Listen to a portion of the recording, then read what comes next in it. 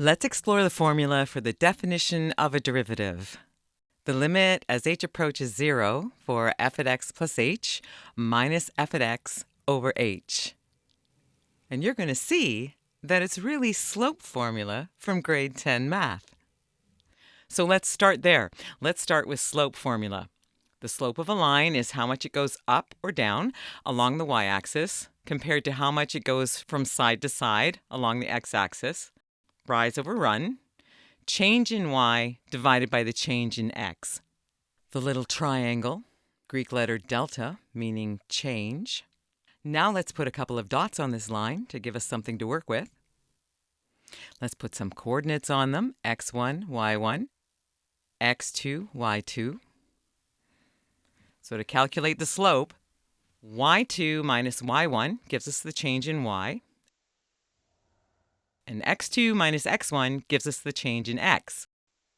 And now we have an idea of how fast that line is rising or falling, and that's the slope. We call it m.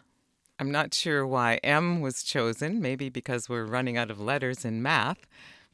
How does this turn into the formula for a derivative? Well, the derivative is just helping us to find the slope. Any slope on any point and any kind of graph. So let's say we want the slope right here on this nice curvy graph. That slope would be the same as this tangent line right here as it touches that spot. Or it would be the same slope as any line parallel to that tangent line. Here. Or here. Or here. Just go with me on those being parallel.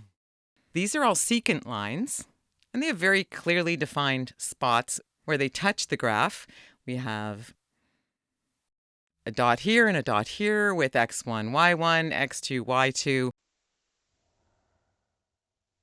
And that would let us calculate the slope of those secant lines, or of the tangent line. So the slope of any of these is just y2 minus y1 over x2 minus x1. Now this x we call x1. And let's call that jump to x2 h. Again, I guess it's because we're running out of letters in math.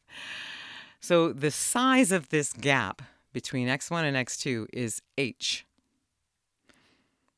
So here's x1, and then we add h to that to get us to x2. So x2 is really x1 plus h. We can write everything down here just in terms of using that first x. We can strip the 1 and the 2 out of these x's and just say this is x, and this is x plus h. So the bottom of our slope formula is minus x, that's just x1, x plus h, that's x2. And so this denominator is turning into x plus h minus x, and that's just, the x is canceling, that's just h.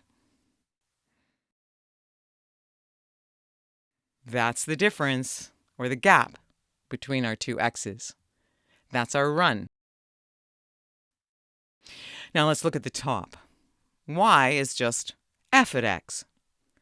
So y1 is just f at x1.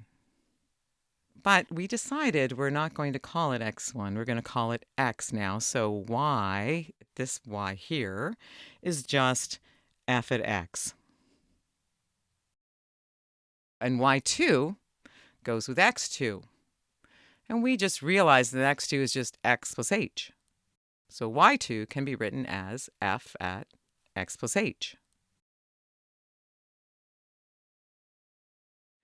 So now our top is looking like this. y2 minus y1 has become f at x plus h minus f at x. y2 minus y1. So in our derivative formula, all this fanciness in the fraction is just a rewrite of slope formula. F at x plus h minus f at x divided by h. Well, what about this part? Limit as h approaches 0. So let's go back to that tangent line. That's touching the part of the graph that we care about. So we saw that the slope of that part of the graph is the same as the tangent line, and that is the same as any line parallel to it, so any of these secant lines have the same slope. I'm going to pop some more dots on here, some more coordinate pairs. And we'll label the starting dot on each secant line, x1, y1, and the ending of each secant line, x2, y2. So in this secant line, h, the gap between x2 and x1, is this much. And in this closer secant line, the gap between x2 and x1 is smaller, so h has shrunk. And as we get closer and closer to the tangent line, h, that gap between x1 and x2, is shrinking smaller and smaller. So by the time we get to the tangent line, that gap is shrunk to nothing. There's no gap between x2 and x1. So h has become 0 by the time we hit the tangent line. That's what this part of the formula, limit as h approaches 0, is telling us. It's saying that we're using slope formula and this gap h is getting smaller and smaller so that we are now talking about the tangent line where the gap between x2 and x1, h, is 0. There you go. That's how the formula for the definition of a derivative is really just slope formula.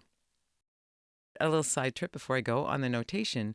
Slope is rise over run. Another way of saying that is rate of change, which is what you'll hear people saying a lot when they talk about derivatives. Slope is rate of change is derivative. That's change in y over change in x, delta y over delta x. And because it's so much trouble on a typewriter to write the little triangles, we just go d for delta. So dy over dx. And that's one of the most common ways that you are going to see derivative represented.